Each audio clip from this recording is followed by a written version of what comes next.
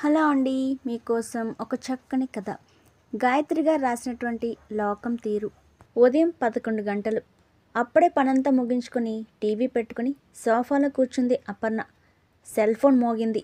ఎవరా అని చూస్తే తోటికోడలు వీణ. గొంతులోకి కాస్త ప్రేమను తెచ్చుకొని, చెప్పు వీణా, ఎలా ఉన్నారు అడిగింది అపర్ణ. బాగున్నాం బాగున్నాం. పెళ్ళి అలసట కాస్త తీరింది. మొత్తానికి మొగుడు లేకపోయినా పిల్లలిద్దరి పెళ్ళిళ్ళు వైభవంగానే చేసింది మన బృందావదన. మనకు సామాన్యమైన చీరలు పెట్టింది, కానీ పెళ్లి వాళ్లకు ఖరీదైన చీరలు, వెండి సామాను బాగానే మొట్ట చెప్పింది. కూతుళ్ళ పట్టు చీరలు చూసావా, ఒక్కొక్కటి 25,000కు తక్కువ ఉండవు. అవునవును వీణా, ఇద్దరు కూతుళ్ళకి కెంపుల నెక్లెస్లు కొత్తవి చేయించింది. చూసావా, ఏవైనా చేయిస్తుంది. నెల్లూరులో 2 ఇళ్ళు మూలుగుతున్నాయి. ఆ పొలం మీద కూడా కౌలు బాగానే వస్తుంది. మన ముందు బయటపడదు, కానీ డబ్బులు బాగానే కూడేసింది. అనకూడదు, కానీ మొగుడు లేకపోయినా జరుగుబాటుకి ఏమీ లోటు లేదు. మామగారు ఎప్పుడో పోయారు. ముసలి అత్తగారు వాళ్ళ బావగారి దగ్గరే ఉంటుంది. తనకు బాధ్యతలు పాడు లేవు. మనకు మళ్ళీ పొద్దస్తమానం డబ్బులకు చూసుకోవాల్సిన పని లేదు. తనకేం హాయిగా గడిచిపోతుంది. అపర్ణ కంఠంలో కాస్త ఈర్ష్య ధ్వనిస్తుంది. బాగా చెప్పావక్కయ్య. అయినా పిల్లల పెళ్ళిళ్ళు చేసేసింది కదా. ఆ నెల్లూరులో ఉండి ఒక్కతే ఏం చేస్తుంది చెప్పు. అయిన వాళ్ళం మనం ఉన్నాం, ఆవిని చూసుకుందాం. వదిన్ను ఒంటరిగా వదిలేస్తే, ఒక్క అక్కయ్యను విధవరాల్ని 2 తమ్ముళ్ళు వదిలేశారని రేపొద్దున లోకం మనల్ని అంటుంది. ఏమంటావు? వీణ తెలివితేటలకి ఔరా అనుకుంది అపర్ణ. నువ్వు చెప్పిందే కరెక్ట్. అయినా వదినకు ఎవరున్నారు? చూసుకునే వాళ్ళం మనమే కదా. మన దగ్గర వచ్చి ఉండమని మీ బావగారితో చెప్పిస్తాను. మీ దగ్గర కొంతకాలం, మా దగ్గర కొంతకాలం ఉంటే సరిపోతుంది. వదనకు ఏ రోగమో రొప్పో వస్తే మనమే కదా చూడాలి. అపర్ణ మాటలకు సంతోషం వేసింది వీణకు. అవునక్కయ్య, మీ మరిది చేత కూడా చెప్పిస్తాను. ఎప్పుడైనా తమ్ముళ్ళిద్దరి మాట కాదందా చెప్పు. నువ్వు కూడా కాస్త జాగ్రత్తగా మాట్లాడు. అలాగే అలాగే అంది అపర్ణ. వీణతో మాట్లాడాక ఇక ముందు చేయాల్సిన పని గురించి ఆలోచనలో పడింది అపర్ణ. 10 రోజుల క్రితం అపర్ణ ఆడపడుచు బృంద చిన్న కూతురు ప్రజ్ఞ పెళ్ళయింది. కొత్త జంట హనీమూన్కి వెళ్ళి ఆ తర్వాత లండన్ వెళ్లారు. బృంద చిన్నల్లుడు ఉద్యోగం లండన్లో. పెద్ద కూతురు ప్రవీణ, అల్లుడు ఉండేది అమెరికాలో. వాళ్ళు పెళ్ళైన వారానికే అమెరికా వెళ్ళిపోయారు. బృంద భర్త సుధాకర్ సూళ్లూరుపేట దగ్గర షార్లో ఇంజనీర్గా ఉద్యోగం. పిల్లలు కాలేజీ చదువుల్లో ఉన్నప్పుడు యాక్సిడెంట్ అయి చనిపోయాడు. అప్పటికి సుధాకర్ నెల్లూరులో ఒక ఇల్లు, కొంత పొలము కొన్నాడు. నెల్లూరు కాలేజీల్లో పిల్లల చదువులు. భర్త పోయాక బృంద నెల్లూరు చేరి పిల్లల్ని చదివించుకుంది. భర్తకు ఆఫీసులో వచ్చిన డబ్బులతో, ఎల్ఐసి డబ్బులతో ఇంకో ఇల్లు కొని మిగిలిన డబ్బులు పిల్లల చదువులకు, పెళ్ళిళ్ళకు దాచింది. అద్దె డబ్బులతో, పొలం మీద వచ్చే కౌలుతో జాగ్రత్తగా పిల్లల చదువులు పూర్తి చేసి ఉన్నంతలో మంచి సంబంధాలు చూసి పెళ్లి చేసింది. తను మాత్రం చిన్నప్పుడు నేర్చుకున్న సంగీతాన్ని సాధన చేసి సంగీతంలో ఎంఏ చేసింది. సంగీత పాఠాలు చెప్తూ అప్పుడప్పుడు కచేరీలు చేస్తూ ఉండేది. బృందాకు 2 తమ్ముళ్ళు, రామకృష్ణ, మోహనకృష్ణలు. సుధాకర్ అన్నయ్య ప్రభాకర్ కాకినాడలో ఉద్యోగం. వాళ్ళ తల్లి ప్రభాకర్ దగ్గరే ఉంటుంది. ఆవిడకి ఎప్పుడు ఒంట్లో బాగలేకున్నా బృందా వెళ్ళి ఆవిడకు తగ్గేదాకా చేసి వచ్చేది. ప్రభాకర్ 2 పిల్లల పెళ్ళిళ్ళకు కూడా 1 నెల ముందు వెళ్ళి నెల తర్వాత వచ్చింది. పుట్టింటి వాళ్ళకి కానీ అత్తింటి వాళ్ళకి కానీ ఏ అవసరం వచ్చినా బృందా వచ్చి చాకరీ చేయటం అలవాటైంది. విడి మనిషి కదా, మొగుడు మొద్దులు లేడు అంటూ ప్రతి అవసరానికి ఇరువైపుల వాళ్ళు బృందాన్ని పిలుస్తూ ఉంటారు. ఇక ఎండాకాలం వచ్చిందంటే అటు పుట్టింటి వాళ్ళకు, ఇటు అత్తగారింటి వాళ్ళకు పచ్చళ్ళ దగ్గర నుండి వడియాలు, ఊరిన మిరపకాయల దాకా పెట్టి పంపిస్తూ ఉంటుంది. ఇక స్వీట్లు, హాట్లు అయితే చెప్పనక్కర్లేదు. 2 వైపుల కుటుంబాలకు నిరంతరం నెల్లూరు నుండి రవాణా అవుతుంటాయి. బృందకు స్నేహితురాలు సుమతి. ఈ వెట్టి చాకరీ ఏమిటి బృందా, నువ్వింత చేస్తున్నావు. రేపొద్దున్న నీకు ఒంట్లో బాగలేకపోతే వీళ్ళెవరైనా నీకు చేస్తారా చెప్పు. నీ డబ్బుని నిన్ను మొహమాటం లేకుండా వాడుకుంటున్నారు. నీ బంధువుల కంటే జలగల నయం అంటూ బృందాను సన్నగా మందలిస్తూ ఉండేది సుమతి. రక్త సంబంధం ఎలా పోగొట్టుకుంటాను నాకు తెలుసు. వీళ్ళు నన్ను ఎక్స్‌ప్లాయిట్ చేస్తున్నారని.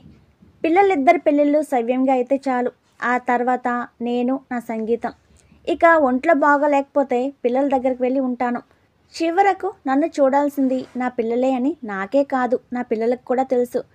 బంధువుల మీద ఆధారపడితే మనకు మిగిలేది చిత్కారాలే. అయితే నాకు సంగీతంలో అభిరుచి ఉంది. తర్వాత దానికోసం కృషి చేయాలి అంటూ వివరించేది బృంద. పిల్లలు బంధువులు వెళ్ళాక ఇల్లు సర్దుకునేసరికి 10 రోజులు పట్టింది బృందకు. మళ్ళీ సంగీతం నేర్చుకునే పిల్లలకు పాఠాలు చెప్పసాగింది. ఇంకో నెల రోజుల్లో ట్యూషన్ పిల్లలకు సంగీతం పరీక్షలున్నాయి. ఆ రోజు రాత్రి బృంద బావగారు ప్రభాకర్ బృందాకు ఫోన్ చేశాడు. అమ్మాయి, ఆఫీస్ పని మీద రేపు నెల్లూరు వస్తున్నా అంటూ చెప్పాడు. ఆఫీస్ పని మీద అప్పుడప్పుడు నెల్లూరు వచ్చి వెళ్ళటం ప్రభాకర్కు అలవాటే. వంట చేసి పెట్టింది బృంద. భోజనం చేస్తున్నాడు ప్రభాకర్. అమ్మాయి, చిన్నదాని పెళ్ళి చక్కగా జరిగిందని అందరూ నన్ను మీ అక్కయ్యను ఒకటే పొగడ్డం. తమ్ముడి కూతురి పెళ్ళి వైభవంగా చేశారని ఫోన్ల మీద ఫోన్లు. నా తమ్ముడి పిల్లలు నా పిల్లలు కాదు ఉత్సాహంగా చెప్తున్నాడు ప్రభాకర్.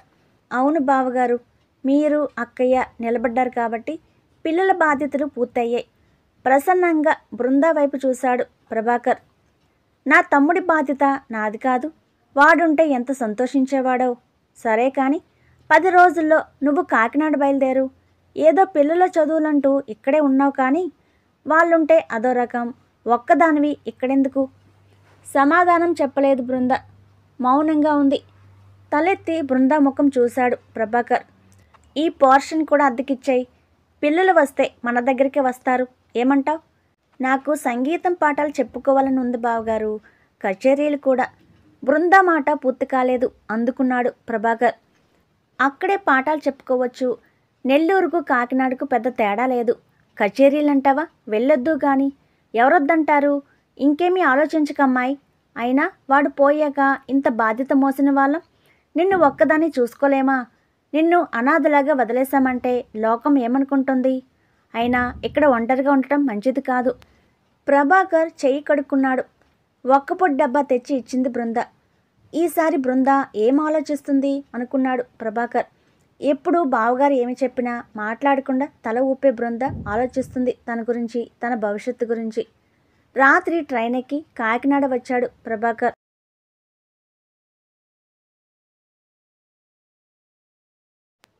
ఏమంది బృంద?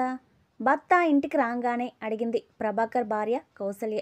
ఏమిటో చప్పున వస్తాననలేదు కౌసల్య, తమ్ముల దగ్గర ఉంటుందేమో అన్నాడు ప్రభాకర్. కౌసల్యకు నిరుత్సాహంగా ఉంది.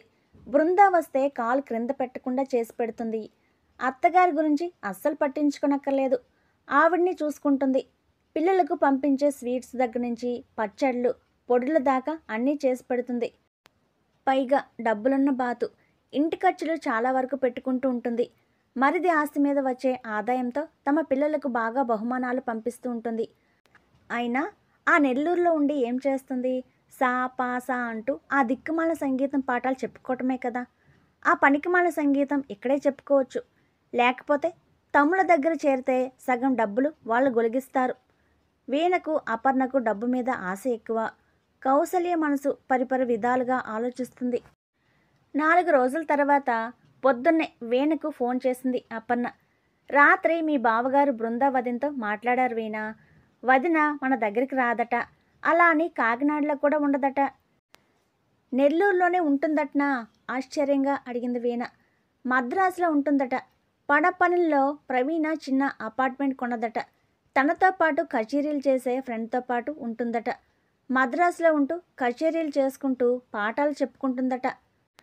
అమ్మో, ఏమనుకున్నామో కానీ మన ఆడపడుచు పెద్ద జాన. కచేరీలు చేసేంత పాండిత్యం ఎక్కడుంది? ఊరికే గొప్పలు చెప్పుకోవటం అంతే.